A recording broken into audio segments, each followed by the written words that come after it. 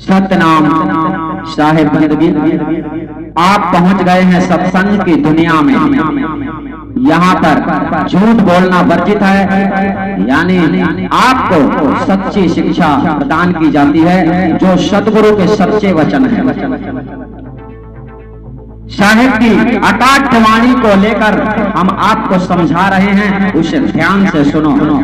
सतगुरु कहते हैं परमात्मा की खोज में भटकने वाले लोगों के लिए कहते हैं, बिन सतगुरु नर फिरते भुलाना। बिना सतगुरु मतलब बिना सच्चा गुरु, आपको सच्चा गुरु नहीं मिल रहा है, सत्य मार्ग दिखलाने वाला गुरु नहीं मिल रहा है, सत्य मार्ग में चलाने वाला गुरु आपको नहीं मिल रहा है। इसी भूल में आप भटक रहे हो, आपको आत्मा की शांति नहीं मिल रही है और ना कभी मिल सकती है। ऐसा तभी होगा जब आपको सच्चा गुरु मिल जाता है जो कभी झूठ नहीं बोलता। वह सतगुरु आपको आदि अनादि मुक्ति पंथ में जरूर मिल जाएगा, यानी जहां का ज्ञान आप सुन रहे हो। आगे चलते हैं। के हरि सुते एके लाए गडरिया, पाले पोसते ही कियो सयाना, करते किलोले फिरते अंजियन संग, आपन रूप नहीं पहचाना, आपन रूपे नहीं पहचाना।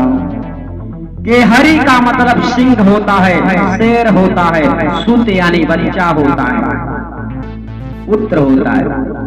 सिंह का बच्चा, यहाँ पर उदाहरण सतगुरु दे रहे हैं कि एक गड़रिया शब्द से यहाँ पर कह रहे बकरी भेड़ चराने वाले एक व्यक्ति ने सिंह का एक बच्चा लाया अपने घर पे और पाल पोस कर उसको बड़ा किया। वह सिंह बकरी भेड़ के झुंड में हमेशा जाया करता था और अपने रूप को नहीं पहचानता था कि मैं सिंह हूँ, मैं शेर हूँ, मैं बड़ा बलशाली हूँ, मैं बड़ा शक्तिवान हूँ। अपने आप से उसे परिचय नहीं था कि मैं कौन हूं। इसलिए अंजियन का मतलब होता है अनजान लोग जिन्हें हम नहीं जानते। इस प्रकार से बकरी भेड़ के झुंड में एक सिंह रहता था, जिसे उस व्यक्ति ने, गाय भेड़ बकरी चराने वाले व्यक्ति ने लाकर जंगल से पाल पोस के बड़ा किया था। तो वह सिंह बकरी और भेड़ के झुंड में जाया करता था। वह भी ऐसा समझता था कि मैं भी इनके ही जैसा हूं।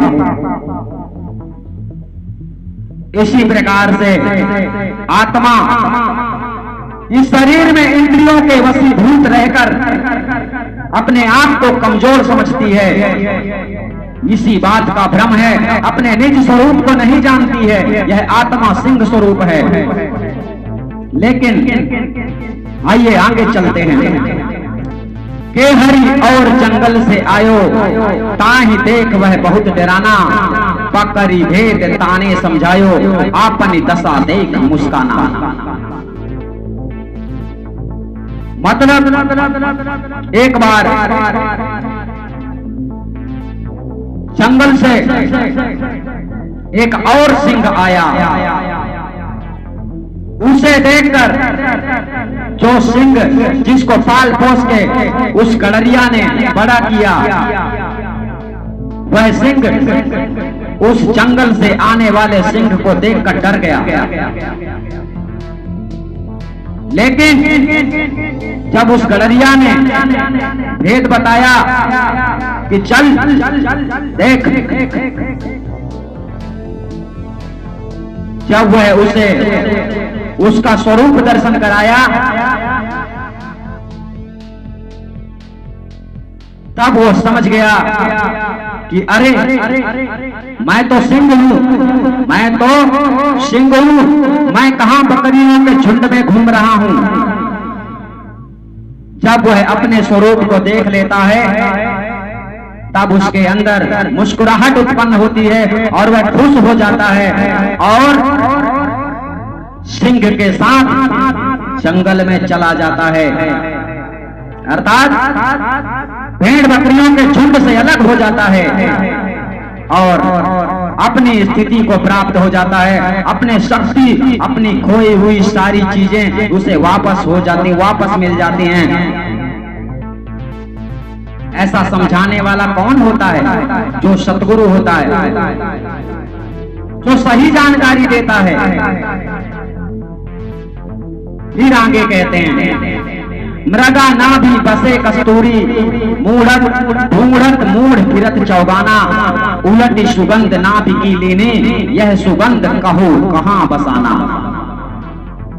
साहिब कहते हैं कि मनुष्य यहाँ पर मृगा के ऊपर सदगुरु संदर्भ करते हैं, मृग के ऊपर उदाहरण देते हैं, मनुष्य को समझाते हैं कि मनुष्य के अंदर ही वह सार शब्द है, वह सतपुरुष परमात्मा है। लेकिन उसी परमात्मा को खोजने के लिए दर दर लोग भटकते हैं। तीरथ, मूरत, व्रत, उपवास, भिन्न भिन्न प्रकार से कर्म करते हैं, लेकिन यह नहीं जानते हैं कि वह वस्तु मेरे अंदर ही है जिसे मैं खोज रहा हूं। अर्थात कभी कभी मनुष्य को ऐसा प्रतीत होने लगता है कि मेरे अंदर ही मैं हूं और मेरे अंदर ही वो मालिक है। तो कभी कभी लोग अपने ही अंदर उसे खोजने लगते हैं, जबकि स्वयं से खोजना नामुमकिन है, स्वयं से जान पाना नामुमकिन है। यह सुगंध कहो कहां बसाना, इस प्रकार से मनुष्य को भ्रमित कर दिया गया है कि हिरण के जैसे उस सुगंध को पाने के लिए मनुष्य अपने आप में लगा रहता है। लोग भ्रमित कर देते हैं संसार में, ध्यान करो, सुरती यहाँ लगाओ, वहां लगाओ। बेचारे उस सुगंध को प्राप्त करने के लिए, उस शब्द को प्राप्त करने के लिए लगे रहते हैं ध्यान योग साधना में, परंतु सफलता प्राप्त नहीं होती है। मृगा के जैसे ही उसकी गति हो गई है। जो मनुष्य सच्चे गुरु को प्राप्त नहीं किया, आज तक सतगुरु से मुलाकात नहीं हुई है, तो उसकी गति मृगा के समान ही है कि उस सुगंध को पाने के लिए अपने आप में ही चकित है। सच्चा गुरु की खोज नहीं कर रहे हो। अगर सच्चा गुरु मिल जाए तो आपका भ्रम 5 सेकंड में नष्ट हो सकता है, परंतु सच्चे गुरु की कृपा को प्राप्त करना दुर्लभ है, क्योंकि सच्चे गुरु की कृपा प्राप्त करने के लिए सच्चा बनना पड़ता है। आगे सतगुरु कहते हैं, प्रभु प्रताप निज रूप दिखाना, सो आनंद न जात बखाना, कहें कबीर सुनो भाई साधो, उलट आप में आप समाना। उसके निज दर्शन आपको कैसे मिलेंगे, यहाँ पर हम आपको फिर से बता देते हैं कि प्रभु प्रताप मतलब परमात्मा की कृपा के बिना आपको निज स्वरूप के दर्शन नहीं हो सकते। अब यहाँ पर आपको यह समझना है कि परमात्मा की कृपा हमको कब प्राप्त होती है। परमात्मा की कृपा आपको तब प्राप्त होती है जब आप सच्चे गुरु के बताए अनुसार रास्ते पर चल पड़ते हो, सत्य मार्ग को धारण कर लेते हो, सेवा से वंचित नहीं होते हो, सेवा से डरते नहीं हो। कुछ खो जाने का जब तुम्हें संसार में डर नहीं रहता है, गुरु से लगन लग जाती है, तो गुरु पे आपका पूरा समर्पण हो जाता है। और ऐसी स्थिति में गुरु सर्वत्र भेदी होता है, सब कुछ जानने वाला होता है, इसलिए वो आपको दुर्लभ वस्तु को का ज्ञात करा देता है। इसी को कहते हैं बिन हरि कृपा मिले नहीं संता। परमात्मा तुमको लेकर हाथ पकड़ के नहीं जाता है, परंतु उसकी कृपा तब जरूर हो जाती है, आपको जागृत अवस्था में ला देता है जब आप सत्य कर्मों में लग जाते हो। जब आपका इस संसार से लगन टूट जाता है, माया मोह से बंधन टूट जाता है, छूट जाता है, आप सत्य मार्ग को धारण कर लेते हो, तब आप परमात्मा की कृपा प्राप्त करने की स्थिति में होते हो। वरना जब तक आप झूठ बोलते हो, कपट करते हो, इस संसार में धन दौलत से मोह नाता रखते हो, तब तक समझ लेना कि तुम्हारी ताकत नहीं है कि तुम सत्य पुरुष परमात्मा के रास्ते में चल सको।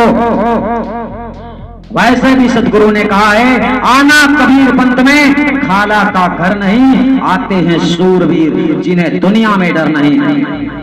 अब सोचो, युद्ध के मैदान में कौन आता है? युद्ध के मैदान में वही आता है जिसे मृत्यु का भय नहीं रहता। लेकिन इस संसार में मृत्यु का भय तो दूर, लोग धन दौलत से ही छूट नहीं पा रहे हैं। यानी इतनी लालच बढ़ गई है कि सच्चा गुरु मिल भी जाए तो अंदर सेवा भाव तो है नहीं, बकवास करना शुरू कर देते हैं। अगर सेवा की शिक्षा दी जाए तो लोभी लालची कहकर साले खुद लोभी होकर मर जाते हैं और सच्चे गुरु की शरण में नहीं जाते हैं। इसीलिए आदि अनादि मुक्ति पंथ का समस्त संविधान सदगुरु के आदेश से चल रहा है और सदैव चलेगा, जिसमें कभी कोई परिवर्तन नहीं हो सकता है। ध्यान रहे, आप लोगों के जीवन कल्याण के लिए केवल एक ही मार्ग है, और वो मार्ग क्या है? वह मार्ग सतगुरु है। और सतगुरु जो सदा सत्य बोलता है, वह आदि अनादि मुक्ति पंथ में मौजूद है, आज भी और रहेगा सदा। क्योंकि आदि अनादि मुक्ति पंथ की गद्दी में झूठ बोलने वाला व्यक्ति कभी नहीं बैठ सकता है, क्योंकि अगर वो बैठ भी गया तो उसे जूते मारकर हटा दिए जाएंगे। ये संविधान सदगुरु का है, यानी सत्य पुरुष परमात्मा का संविधान है। इस संसार में सत्य बोलने वाले को ही, सत्य उपदेश करने वाले को ही सत्य पुरुष परमात्मा का संदेश बतलाने का आदेश है। जो झूठ बोलता है, जो मिथ्याचारी है, लोभी लालची पाखंडी है, ऐसे लोगों को सत्संग करने का अधिकार नहीं है, यानी गुरु पद के स्थान पर बैठने का अधिकार नहीं है। उसे तो आप लोगों की मूर्खता ने इस काबिल बना दिया है कि वह भी सदगुरु की गिनती में आता है। लेकिन सच्चा सदगुरु हृदय से विचार करो, वही हो सकता है जिसने आपको कभी गलत मार्ग ना बतलाया हो और आपसे कभी झूठ ना बोला हो। और आप भी सच्चे शिष्य तभी हो सकते हैं जब आपने भी कभी गुरु से झूठ ना बोला हो। इस बात को आप लोग अच्छी तरह से समझ गए होंगे। सत्य पुरुष परमात्मा धाम सत्य लोक में जाने का एक ही रास्ता है, और वो रास्ता है अगम निगम की गैल गुरु के संगे पाओगे, नहीं है दूसरी गैल कहीं भी जाओगे। समझ लेना, दूसरा कोई रास्ता नहीं है। जिस रास्ते पे भी चल रहा है, आपको उसी रास्ते पे चलाएगा और आपको उसी के बताए गए मार्ग से चलकर ही सत्य धाम, सत्य लोक की प्राप्ति हो सकती है, अन्यथा नहीं। और एक बात और याद रखना कि सार शब्द केवल मिल जाने से आपको मुक्ति नहीं होती है। मुक्ति आपको तभी होती है जब गुरु आपको पूर्ण भेद, मुक्ति भेद देता है। और भेद दो हैं मुक्ति के, यह भी ध्यान रखना, एक नहीं है।